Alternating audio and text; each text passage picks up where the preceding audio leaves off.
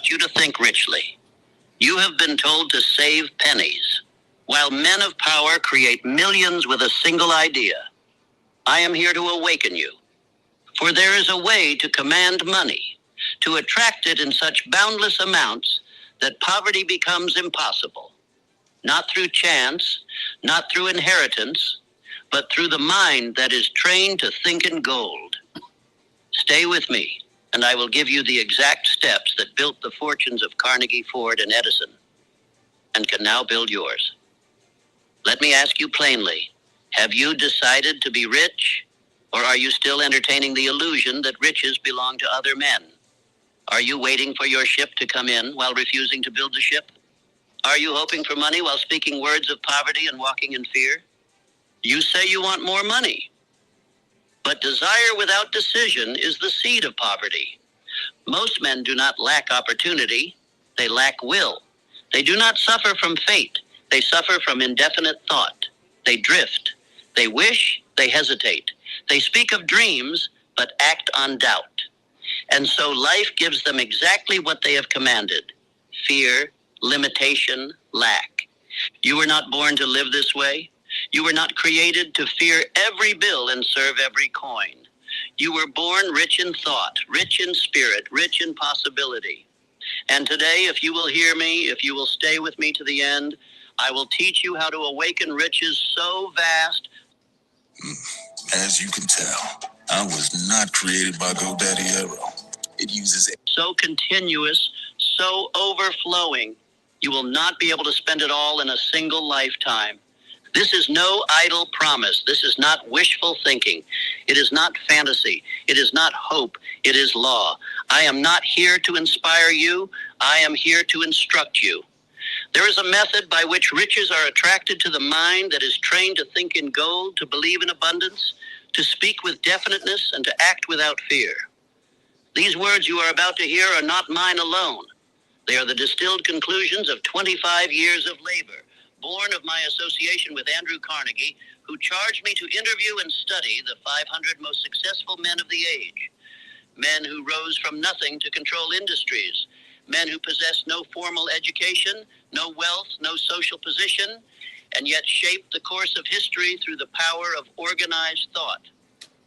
Among them, Henry Ford, who began as a farm boy with a dream and reshaped transportation.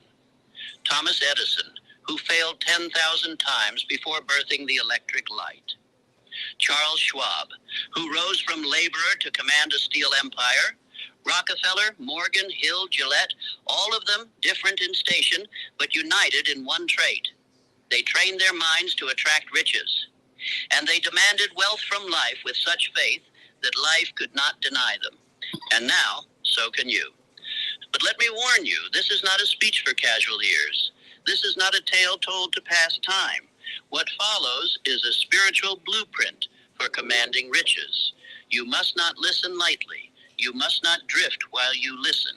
For if you miss a single part, you may miss the very step that was meant to unlock your fortune. The principles I will give you are exact. They are eternal.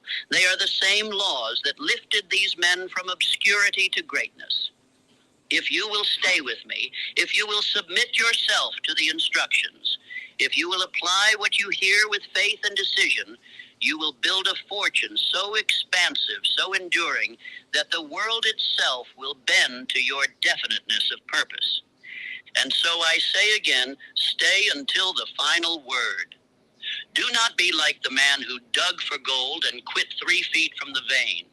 Do not be like the multitude who say, I already know this, yet live as beggars in a universe of wealth. Remain, listen, absorb, command. For this may be the hour your life changes. And if it is, if you grasp the truth I will unfold, you will rise from your present state and begin to attract more money than you ever thought possible. So much that spending becomes secondary. So much that giving becomes joy.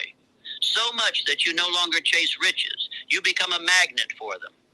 Repeat these words before we begin. I was not born to be poor. I was born to be rich. I do not wait for money. I command it. My thoughts are definite. My aim is clear. My fortune is on its way. Now let us begin. If you think riches are for other men, I tell you plainly, you have already rejected the treasure that was meant to be yours. If you believe wealth is for those born under a lucky star, or blessed by some divine exception, or gifted with mysterious talents beyond your reach, then I must be direct with you. You have already forfeited your inheritance. For the first step toward wealth is not labor. It is not education. It is not luck, nor connection, nor time. The first step toward riches, without exception, is the belief that you can possess them. Until that belief is planted deep in your spirit, no action will bear fruit. No plan will gain traction, and no effort will be sufficient to overcome poverty. But once you believe, truly believe, that wealth is not only available to you, but meant for you, then the floodgates of possibility begin to move, first within, then without. Every man who has ever been wealthy began by first believing he could be. Before there was gold in his pocket, there was gold in his thoughts. Before there were houses and lands and factories and fortunes, there was one thing, a definite belief that he would possess them. Henry Ford had not $1 when he began his pursuit. He had no formal education. He had no family inheritance. What he had was a vision, and a faith in that vision that grew hotter each day until it consumed his very doubts. John D. Rockefeller, before he was a name, walked to his first job interview in worn clothes and with trembling hands. Yep. But in his mind, he already saw himself at the helm of a great enterprise. Charles Schwab, as a youth, carried steel messages and swept floors. But you Ubering? I think I like sports now. No way. The Gecko was just spotted down the street. I've always wanted to meet him. Ever since Gecko's 24/7 emergency roadside service got us out of a jam. Sounds like you got more than just savings, my dudes. So do we know you? Oh, I'm just a stranger who loves friendly service and American football. Something to drink? Oh, yes, spot tea, be lovely. And a root beer with lots of ice. You know, you kind of look like someone. Get more than just savings. Get more with Geico. My cousin Daryl. Oh, he does look like Daryl. Introducing Samra Origins. My collaboration with Nespresso is a connection to my roots, to my mother, Samra. But in his mind, he saw skyscrapers and empires. They believed before they earned. And because they believed, they earned more than most men can count. That is not a trick. That is not mystery. That is not divine favoritism. That is law. You must tear from your mind the lie that poverty is noble or permanent or beyond your control. Poverty is a temporary condition, born of indefinite thinking, sustained by fear, and cured only by the decision to think accurately, believe fully, and act with purpose. I have seen men lift themselves from starvation to abundance in a matter of years, not because the economy changed, nor because someone handed them money, but because they began to think definitely. The riches were always within them, but they were waiting for orders. And so it is with you. There is more gold within your mind than in all the mines of the earth, but it lies dormant until you give it orders. You are the only commander your subconscious will obey. And yet most men speak no orders at all. They let their thoughts wander like dogs off a leash, chasing every doubt, every fear, every worry that enters the gates of the world. They complain of lack while thinking in lack. They fear bills and create more. They speak of what they cannot afford, and thus ensure that their wealth never arrives. They declare war on their own riches by repeating the slogans of the poor. I can't afford that. That's too expensive. Money doesn't grow on trees, and then they wonder why money does not grow in their life. What you say is a command. What you think is a blueprint. What you believe becomes real. This is not philosophy, it is fact. Look at your present condition. You work hard, but the harder you work, the farther ahead the goal seems to move. You save pennies, but somehow the dollars vanish. You lie awake at night, not from abundance, but from anxiety. You wonder how you'll pay the next bill. You fear that wealth may never come. You look at other men who live in abundance and think they are made of something different. My friend, what you lack is not money.